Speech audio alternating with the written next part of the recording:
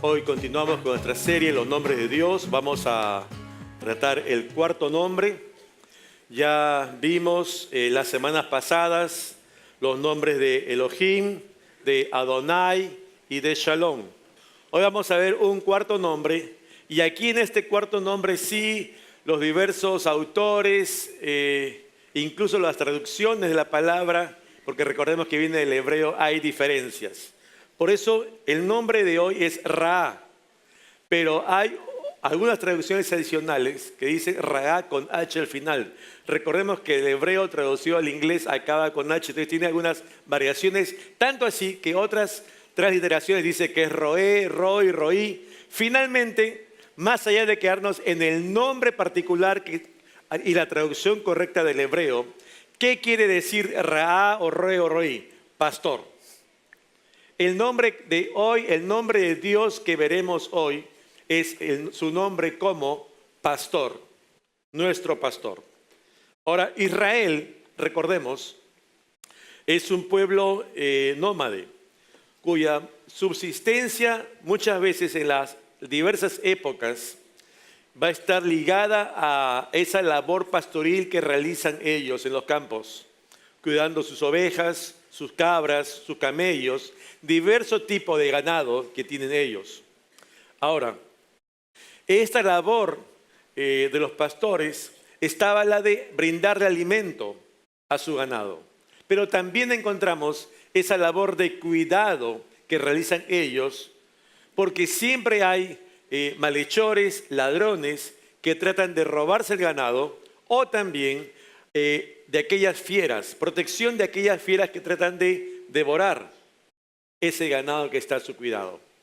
Por eso, en la Biblia vamos a encontrar esta figura del pastor, pero también la figura de Dios. Dios como persona interesado en su pueblo Israel, y los relaciona como Dios como el pastor de su pueblo Israel.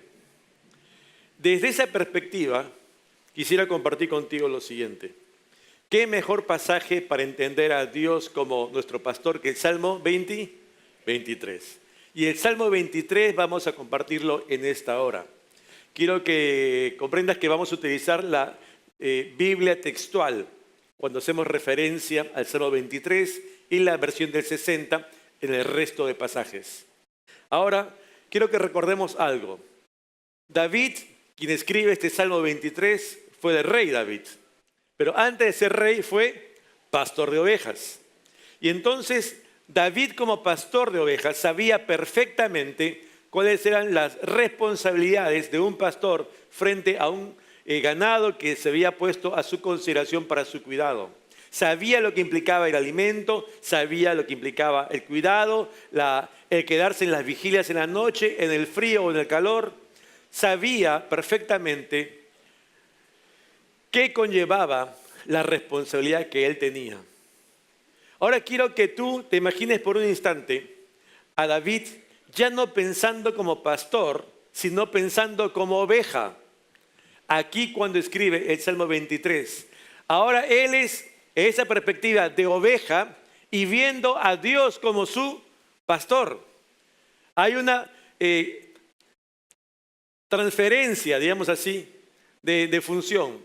Ahora Dios es mi pastor y yo como oveja comienzo a escribir este salmo y comienzo a ver todo lo que mi pastor hace por mí como su oveja. Y por eso quiero que vayamos de una vez al texto. David va a decir esto. Salmo 23, verso 2. En lugares de tiernos pastizales me hace descansar y junto a aguas de reposo me conduce. Fíjate que hay dos lugares aquí. El primero de ellos, tiernos pastizales. El segundo, aguas de reposo. Tienen ambos relación con el cuidado pastoral de la oveja. Ese cuidado particular, personal, directo, inmediato, individual y no solo colectivo. ¿Por qué? Porque vemos aquí, en esos tiernos pastizales, el alimento que requiere cada una de sus ovejas. Ese tierno pastizal es de lo que ellos se alimentan los pastos verdes, frescos, delicados, que cada oveja necesita para su sustento diario. Y allí ve la provisión de Dios para el hombre. Vemos también esas aguas de reposo. No es un estanque con agua podrida, ¿no?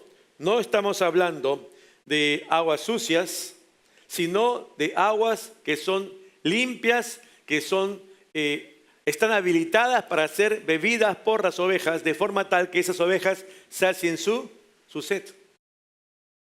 No es cualquier agua, es una agua propicia la que necesita la oveja para su vida.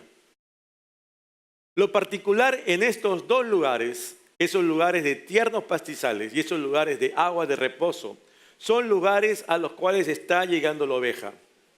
Sin embargo, hay una acotación aquí que hacer. Esas ovejas no llegan de mutuo propio a esos lugares. Es decir, no habla una oveja con la otra. Oye, ¿qué te parece si vamos al estanque de Siloé, ahí en buen agua? No. Es el pastor quien las conduce a ese lugar particular. No es que las ovejas se ponen de acuerdo y vamos a tal lugar. No es que encuentran un camino, sigamos el camino y vamos por ahí a ver a dónde nos lleva el camino, porque tengo hambre. No.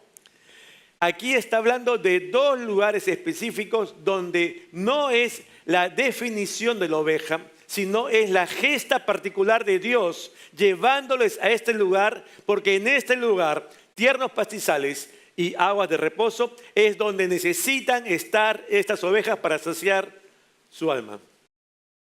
No es cuestión de la casualidad, no es una cuestión de que es algo accidental u ocurrencia de las ovejas. Esto ha sido gestado ¿por quién? Por el mismo Señor. Entonces, cuando vemos estos lugares, no están allí fortuitos. Ciertamente nos plasman un escenario externo donde están las ovejas. Así como lo cita Isaías en el capítulo 49, versos 9 y 10. Dice la palabra, así dijo Jehová, en los caminos serán apacentados y en todas las alturas tendrán sus pastos. No tendrán hambre ni sed, ni el calor ni el sol los afligirá, porque el que tiene de ellos misericordia, ¿quién es? Dios, los guiará y los conducirá. ¿Quién? Dios. ¿A dónde? A manantiales de aguas. ¿Quién es el interesado en llevarlo a esos lugares particulares? Dios. Aun cuando nosotros tengamos esa necesidad, el más interesado en llevarnos a ese lugar donde vamos a ser satisfechos es Dios. Es interesante que consideramos los nombres de Dios, lo dijimos la primera y segunda semana, para conocer más de Él. Y allí tú encontrarás en este versículo que dice, Él me hace descansar, ¿qué más? Él me conduce. Ahora, aquí vemos una doble intencionalidad de Dios en favor, ¿quién? En favor nuestro, los hombres. Descansar es hacer que uno se recueste, ¿no? Hacer que uno se postre sobre algo, allí se tienda. ¿Con qué finalidad? Hallar reposo, descanso para la fatiga. Tal vez estamos agotados de algo, entonces necesitamos descansar. Entonces tal vez en esos campos donde hay diversos tipos de ganado y cuando ya están cansados el ganado, ¿qué hace? Dobla sus patitas y se reposa, se recuesta. Y a eso se refiere aquí. A eso lo lleva el pastor a sus ovejas, para que se recuesten. Pero lo interesante es, no es que van por el camino y dicen, bueno, ya veo a mis ovejas cansadas y ya, recuéstense. No, no es en cualquier sitio que las hace reposar. ¿Dónde las hace reposar? En el lugar donde ellas necesitan reposar. Porque no es solamente descanso, sino también es ¿qué? Alimento. Y no es cualquier alimento ni es cualquier pasto. Es esos tiernos pastizales que la oveja necesita. No es en cualquier lugar donde va a tratar con tu vida, sino donde tú necesitas. Y esa necesidad que tú necesitas, Él la quiere satisfacer. Ahora, Él también te conduce. ¿Qué quiere decir aquí? Te encamina, te lleva adelante, te guía. Es cuando uno guía, dirige un rebaño a través de un camino. ¿Para qué? Para que al final de ese camino encuentres los tiernos pastizales. ¿Qué quiere decir esto cuando dice te guía? No es que el pastor va y te guía, mira, acá hay un camino, vamos por el camino. La finalidad del pastor para que la oveja transite por el camino no es ese, no es el tránsito por el camino. La finalidad que tiene Dios al guiarnos por el camino es llegar a ese fin. Esos delicados pastos y esa agua de reposo. El camino es solamente el medio. Dios no piensa en este camino. Dios está pensando en ¿qué? En ese fin que está cuando concluye el camino. Y entonces Él nos dice, si ese es el fin que tengo para tu vida, este es el camino que requieres, hijo, transitar para llegar a ese cumplimiento de mi propósito. No otro. Si tomas otro camino, tu fin será distinto. Dios tiene diseñado un plan para nuestras vidas, cada uno en particular. Pero si nosotros decimos, yo quiero ir allá, perfecto, puedes ir allá, tomarás otro camino. Pero también tu fin será distinto. No el de Dios.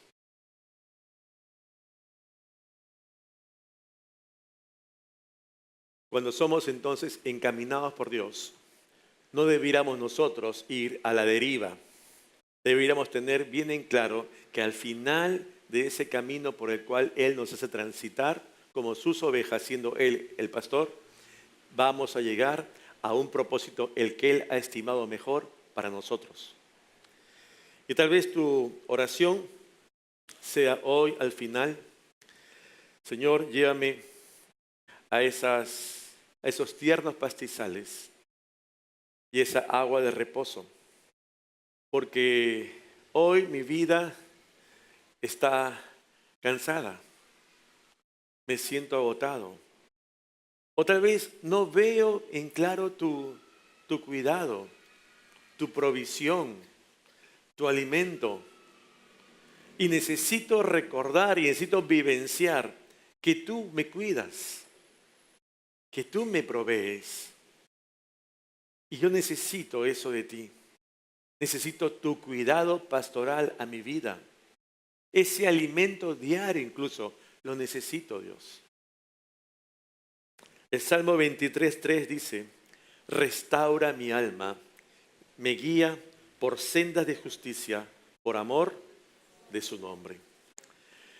Hay momentos en la vida en que nosotros podemos ser abatidos por las circunstancias, por alguna congoja, por una aflicción que llega a nuestra vida, no necesariamente producto de alguna decisión que nosotros hayamos tomado y estamos viviendo las consecuencias, sino tal vez por alguna situación que aqueja a alguien muy cercano a nosotros y entonces nosotros nos vemos también afectados por ese amor, ese vínculo a esa persona. Querrámoslo o no, entonces también nos sentimos dolidos. Hoy puede que haya sido un momento en que ya estamos llegando a un tiempo de agotamiento físico, mental, emocional. Ya esta situación ya me ha hecho colapsar. Ya estoy en un límite. Necesito del Señor. Y cuando llegamos a darnos cuenta que no se trata de nosotros, sino se trata de Él, de Dios, entonces tal vez tengamos que recordar que debemos asumir la misma actitud que tomó el salmista en el Salmo 51. Allí dice, Salmo 51, versos 10 y 12. Crea en mí, oh Dios, un corazón limpio. Renueva un espíritu recto dentro de mí. Vuélveme el gozo de tu salvación y espíritu noble me sustente. Crea, renueva, vuélveme, susténtame. ¿Quién lo ejecuta? ¿Quién lo lleva a cabo? Es Dios. No somos nosotros. Es el hombre dándose cuenta que Dios tiene poder para obrar hoy también en mi vida. Como aquí David se lo refería a Dios. Dios, necesito de ti hoy también. Y yo sé que tienes tú todo el poder y toda la autoridad para poder obrar en mi vida en esta mañana. yo necesito de ti. ¿Por qué? Porque tal vez esta situación me ha dañado. Esta situación veo que ha violentado mi vida. Y entonces necesito, como dice David, ser restaurado. Restaura mi alma. Ya no estamos hablando de un tema exógeno, sino ahora algo que se da en mi interior, algo que se da en mi alma. Y ser, Señor, estoy dolido. Señor, no estoy bien. Tal vez estemos en una mala relación con Dios, producto de algún pecado. Tal vez esté en una mala relación con otros. Nosotros con ellos o ellos con nosotros. Pero hay una relación quebrada allí. Tal vez esté guardando en mi corazón amargura, congoja, dolor. Y aparentemente no hay nada que pueda solucionar esa situación. En ese contexto, ¿qué es lo que dice David? Señor, me doy cuenta que yo mismo no puedo sanar ni salir de este estado. Porque si uno pudiera arreglarse a sí mismo, ya habría salido, ¿verdad? No tendría esa necesidad. Uno recurre a un tercero cuando no puede solucionarlo él. ¿Y qué dice David? Señor, tú obra en mí, restaura mi vida. Yo no puedo, solo tú. Y entonces, atiéndeme. Trabaja conmigo en esta área que tú sabes que está causando dolor, que está afectando mi vida. Y yo no sé si hay algún área que tenga que ser tratada por Dios en ti. ¿Qué cosa es restaurar? Es reparar. En un sentido, es volver las cosas a ese estado inicial en que se encontraba en buen estado antes de ocasionarte a ti el dolor que te ha dañado y que ahora necesita ser restaurado por Dios. Y entonces, volver a ese estado original en que tú estabas en una correcta relación con Dios y con los demás es lo que implica ese obrar de Dios restaurando tu vida. Pero Dios no solamente nos quiere restaurar, Dios nos quiere también guiar. Nos conduce, ¿no? Nos conduce a ese lugar de descanso, quiere decir guiar. Nos encamina. Ahora, es interesante que Dios, que nos quiere llevar por ese camino correcto para tener el fin que Él ya predeterminó, que es para nuestro bien, Él no oculta su corazón de nosotros, sino que Él devela a los hombres su voluntad. ¿Dónde encontramos su voluntad? Sino en la palabra. No es que Dios está jugando, sí, yo quiero, Juan, que tú encuentres mi voluntad. Y juegas escondidas. A ver, adivina. ¿Es así? ¿Verdad que no? Dios permanentemente ya nos ha dado su palabra en la cual podamos encontrar su voluntad para nuestras vidas. Y entonces, fíjate lo que dice Dios. Salmo 25, 12. ¿Quién es el hombre que teme a Jehová, al Señor? Él, el Señor, le enseñará el camino que ha de escoger. ¿Quién es el más interesado en que tomemos las decisiones correctas? Sino Dios. Él quiere ocultar esas decisiones de tu vida, esa voluntad de tu vida. No. Estaba viendo este pasaje y decía un pensamiento, mira, con Dios no hay margen de error. Porque si tú llegas a descubrir realmente lo que Dios quiere para tu vida, no tendríamos por qué equivocarnos. ¿Sabes cuándo se dan las equivocaciones? Cuando nosotros comenzamos a adoptar decisiones alejados de su voluntad. Porque somos proactivos, pues somos muy buenos, pero no consideramos lo que Dios quiere, sino lo que nosotros queremos y anhelamos en nuestro corazón. Y eso obedece a que realmente poco a poco, tal vez finitamente, me fui desviando de esa comunión con Dios. Y hoy sí, yo soy creyente, pero tomo mis decisiones sin Dios. Tal vez hoy tu oración al final sea, Señor, sí, realmente tengo este dolor en mi corazón. Tengo esta aflicción que no he sanado. Tengo este fastidio con otros. Me siento agraviado.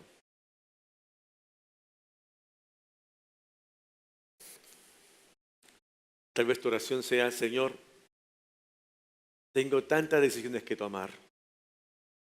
Ayúdame tú, guíame y muéstrame tu voluntad para tomar las decisiones que tú quieres y no yo. Necesito tu dirección, Señor. Encamíname por ese sendero que va a tener el fin que tú quieres, no el que yo, el que tú, porque el que tienes tú siempre es mejor que el mío. Tal vez esa sea tu oración. Salmo 23, 4 dice: aunque ande en valle de sombra de muerte, no temeré mal alguno, porque tú estás conmigo, tu vara y tu cayado me infunden aliento. Es interesante que el peligro es siempre una posibilidad latente para nosotros los hombres. Y cuando ese peligro nos acerca mucho más a la muerte, entonces parece que el peligro es mucho mayor. Pero es real. Ahora es interesante la forma descriptiva en que escribe David aquí. Nos dice, aunque ande en valle de sombra de muerte, pero no está hablando de la muerte en sí, sino de esos pasajes tenebrosos, grises que se dan en nuestras vidas, que a uno en cualquier momento lo agarra desprevenido. ¿Y qué es lo que surge inmediatamente en el corazón? Temor. Porque nos conmueve, causa zozobra en nuestro interior. ¿Qué es lo interesante que dice aquí David y que debemos aprender de él hoy? Es que aun cuando atraviese por ese valle de sombra de muerte, ¿qué dice él? No temeré mal alguno. Porque lo inmediato es que yo incurra en esa condición, tenga temor. ¿Sabes qué es lo que rescatamos de aquí? Es que esa confianza, esa convicción de no tener temor, David, no obedece a que él es un superhombre de la fe. Aquel cree tener el control. Aquel tiene dominio propio. Aquel sabe lo que viene por delante. No. ¿Sabes cuál es la convicción que tiene David para decir, finalmente, independientemente de la circunstancia que puede ser difícil, yo no tengo temor? ¿Por qué? Porque el Señor está conmigo. No se trata de mí una vez más, sino de ¿quién? Del Señor. Él, el Señor, es quien hace la diferencia en la vida de todo hombre. Y es por eso que tenemos que tener presente ahora estas palabras de David. David llega a una conclusión: no tengo temor, no por mí, sino porque quien está conmigo. El creyente nunca está solo, el Señor está con él. He aquí, yo estoy con vosotros todos los días hasta el fin del mundo. No te dejes avasallar por las circunstancias.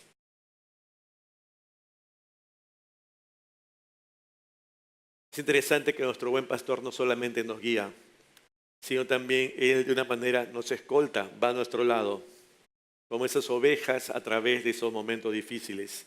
Isaías 66:13 dice: como aquel a quien consuela su madre, así os consolaré yo a vosotros. Y aquí en la última línea habla de Dios.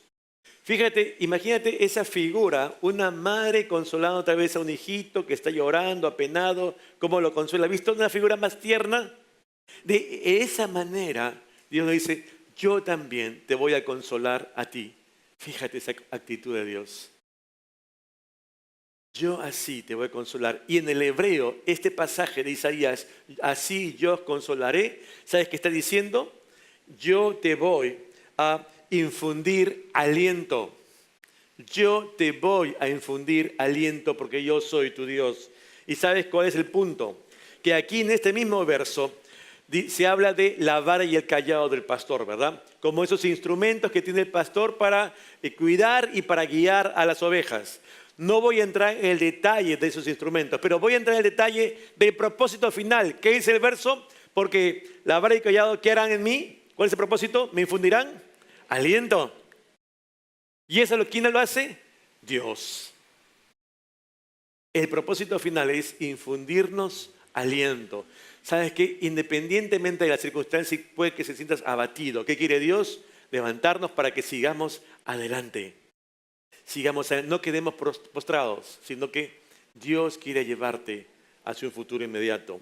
Infundir aliento significa ser consolado, significa ser confortado, significa estar con nosotros allí en tiempos de dificultad, en tiempos de dolor, en tiempos de tristeza. Eso hace Dios cuando nos consuela.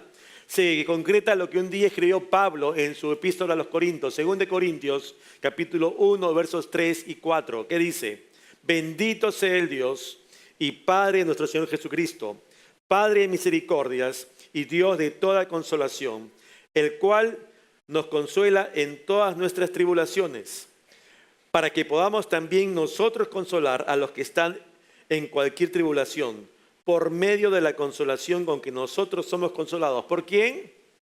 Por Dios.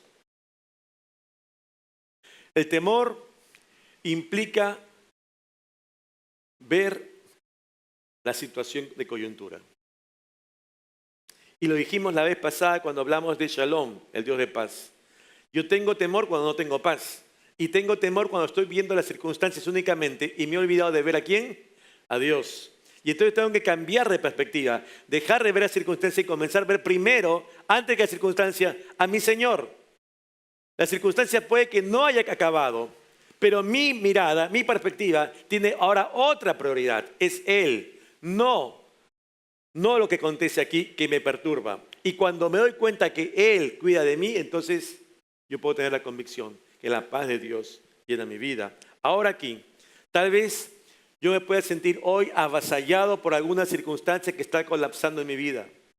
Tal vez tú puedas tener alguna angustia que está abrumándote sobremanera. Tal vez estás ahogado en alguna desesperanza. Yo no lo sé. Pero lo que tú tienes que saber es que Dios te ama y Dios quiere tratar contigo. Quiere brindarte aliento, quiere reconfortarte, quiere restaurarte, quiere trabajar en tu vida, porque quiere que llegues, transites por ese camino y llegues a ese propósito que Él ha destinado al final para ti. Por eso, tal vez en esta hora, al final, tú tengas que hacer una oración diciéndole: Señor, perdóname por haberme dejado vencer por mis propios temores, por haberme quedado viendo las circunstancias difíciles y no haber puesto mis ojos en ti primeramente. Tal vez tu oración deba ser: Señor, trata con mi dolor. Ayúdame a perdonar. Necesito que tú sanes mi vida. No puedo seguir así, resentido con otros. Señor, perdóname y ayúdame, sáname, restáurame. Tal vez tú necesites aliento, porque hasta hoy tú dices, has vivido en tus fuerzas y necesites seguir adelante, pero te das cuenta que solo no puedes. Y solo nunca podremos, hermano. Necesitamos ¿de quién? Del Señor. Y tu oración sea: Señor, infúndeme aliento para proseguir en la vida. El Salmo 23:5 dice: aderezas mesa delante de mí, en presencia de mis angustiadores. Has ungido mi cabeza con aceite, mi copa está rebosando. Aquí lo que el Señor presenta es una mesa de banquete delante nuestro, ¿verdad? Aquí la idea principal cuando dice, has presentado mesa delante de mí, es algo que está delante de nosotros. Es decir, en mi caso tengo este atril delante. Se refiere a eso. Lo que está delante, que en el versículo, es esa mesa que ha preparado el Señor. Ahora, uno puede quedarse allí con la idea que lo trascendente es el banquete, ¿verdad? La comida, las delicias que están allí. Porque recordemos, esas mesas de banquete generalmente se estilaban cuando los hombres venían tras las batallas triunfantes y celebraban alrededor de la mesa, una mesa de victoria. Interesante aquí es ir en esa línea que decía también Eliú cuando habla de Dios en Job. Ahí dice Job 36:16, asimismo apartaré de la boca de la angustia, te apartaré de la boca de la angustia al lugar espacioso, libre de todo apuro, y te preparará, ¿qué? Mesa llena de grosura. Cuando se habla de aderezas, que así inicia este versículo, es interesante lo que dice el hebreo, que está escrito aquí. Y aquí en el hebreo cuando dice aderezas, no es que saca sus condimentos y comienza a preparar la comida, no. ¿Sabes a qué se refiere? Se refiere a arreglar, poner en orden, preparar. Es decir, Dios preparando, sí, esa mesa, pero debidamente ordenada. No está el énfasis en la comida, sino en el orden. Dios poniendo en orden todas las cosas delante nuestro. Allí está la mirada. Dios ordenándolo todo. ¿Para qué? Fíjate lo que dice, lo que sigue. El Señor nos unge la cabeza con aceite. Puede ser con aceite, puede ser con perfume, con madera de olivo. ¿Cuándo se ungía con aceite? Generalmente, cuando era ocasión de luto o ocasión de regocijo. Y entonces, Dios ordenándolo todo, porque independientemente de la circunstancia que esté movida hoy, al final, cuando Dios lo pone todo en orden, ¿es motivo de qué? De contentamiento en nuestras vidas. Ya podemos ahora sí seguir adelante. Ya no hay un cisma. Ya Dios acomodó todo en su lugar. Y entonces, ¿qué pasa con nosotros? Nos regocijamos, porque ya hay paz, ya hay tranquilidad, ya se arregló todo.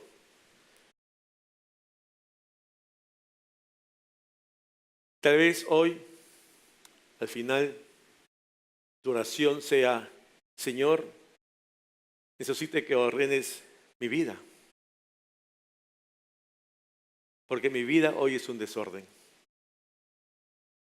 Señor, necesito que ordenes estas circunstancias que me rodean, porque no está bien. Sabiendo que al final, cuando tú ordenes todo, encontrará contentamiento en mi alma. Necesito que lo pongas todo en orden. Tal vez sea esta tu oración.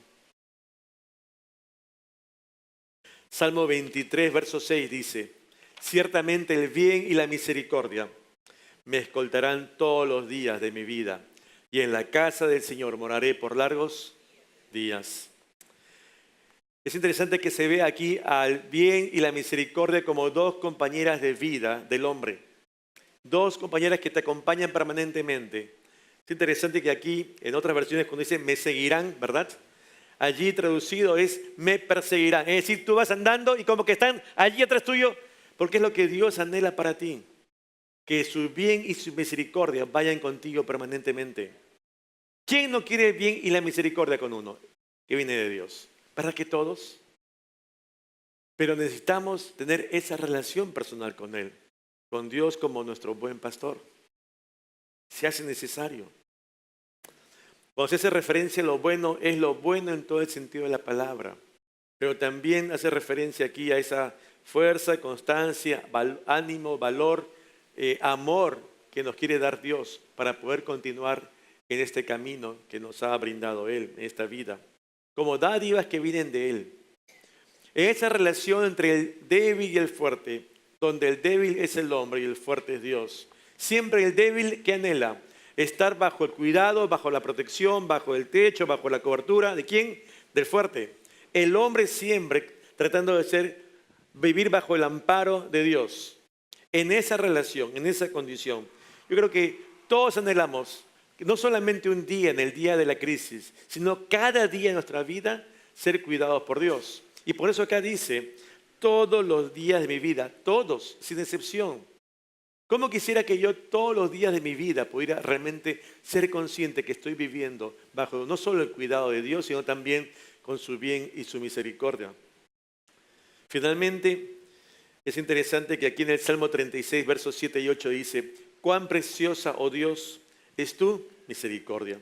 Por eso los hijos de los hombres se amparan bajo la sombra de tus alas.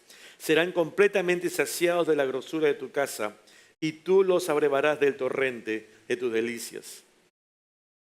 Pero más hermoso aún que vivir hoy aquí sobre la faz de la tierra bajo el cuidado de Dios, es sabernos como hijos suyos que su cuidado no termina aquí, sino que Él está preparando morada celestial para nosotros allí con Él por la eternidad, ¿verdad? Y esa es la convicción que tiene todo creyente, ese morar, ese habitar, ese estar cuidados y Dios preparando un lugar para nosotros allí con Él. Porque este cuerpo, esta vida terrenal, un día fenecerá, pero estaremos con Él por la eternidad. ¿Qué dice Pablo? 2 Corintios 5:1, porque sabemos que si nuestra morada terrestre, este tabernáculo se deshiciere, tenemos de Dios un edificio, una casa no hecha de manos, sino eterna. ¿Dónde? En los cielos. En los cielos. Tal vez hoy con ese corre-corre de la vida, nos hemos olvidado que Dios quiere proveernos de su bien y su misericordia de manera permanente. Pero es algo que nosotros también debemos anhelar.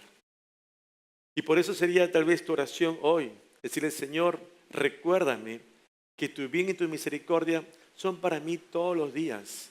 Y que yo sea consciente para vivir honrándote así todos los días de mi vida, aquí en la tierra, y viva de igual manera allí, cuando esté contigo, por la eternidad. Cuando uno puede ver todo este obrar de Dios como el pastor nuestro, como el pastor de sus ovejas, ¿cómo entonces no poder reconocer el hombre a Dios como su pastor? Y es por eso que David ahora, como oveja, viendo a Dios como su pastor, dice, versículo 1, porque no me olvidé, lo he dejado para el final. ¿Qué dice? El Señor es mi pastor. Y cuando yo comprendo que Dios hace todo esto por mí, entonces yo como David puedo decir, entonces nada me falta. ¿Por qué? Porque Dios se encarga de mí. ¿Te das cuenta? Ese es el concepto. Si yo me doy cuenta todo esto maravilloso y completo que Dios tiene para mi vida, proveyéndome y satisfaciendo todas mis necesidades, entonces, porque Dios es mi pastor, nada me falta, pues mi vida está completamente satisfecha en Él. No hay bien para mí fuera de Él, ¿verdad? Ya estoy satisfecho con Él. Él me provee todo. Y por eso, cuando se habla allí de nada me falta, es no tener necesidad de nada más. Cuando uno llega a reconocer a Dios como su pastor personal ahora, entonces sabe que ya Él no está al cuidado de sí, sino que hay alguien que cuida de Él. ¿Quién es? Su pastor, porque somos la oveja y Él es nuestro pastor. Y si Él, Dios, es nuestro pastor y yo soy su oveja, ¿quién cuida de mí? Él. ¿Y entonces qué me falta? Nada, porque ¿quién se encarga? Dios. Dios. Entonces allí debería estar nuestro descanso, porque recuerda, las promesas de Dios que son reales, Él las cumple. Él es fiel a su palabra y sus promesas. Nosotros somos los infieles muchas veces, pero Él no. Él cumple su palabra. Y fíjate, te dejo este versículo precioso que está allí en el libro de Isaías 58, verso 11. Fíjate que dice, Jehová te pastoreará. ¿Cuándo? ¿Cuándo? Siempre. Jehová te pastoreará siempre. Y en la sequía saciará tu alma y dará vigor a tus huesos. Y serás como huerto de riego y como manantial de aguas, cuyas aguas nunca faltan. Quiero que lo repita, por favor. Jehová te pastoreará. ¿Te pastoreará? ¿Cuándo? Recuérdalo siempre.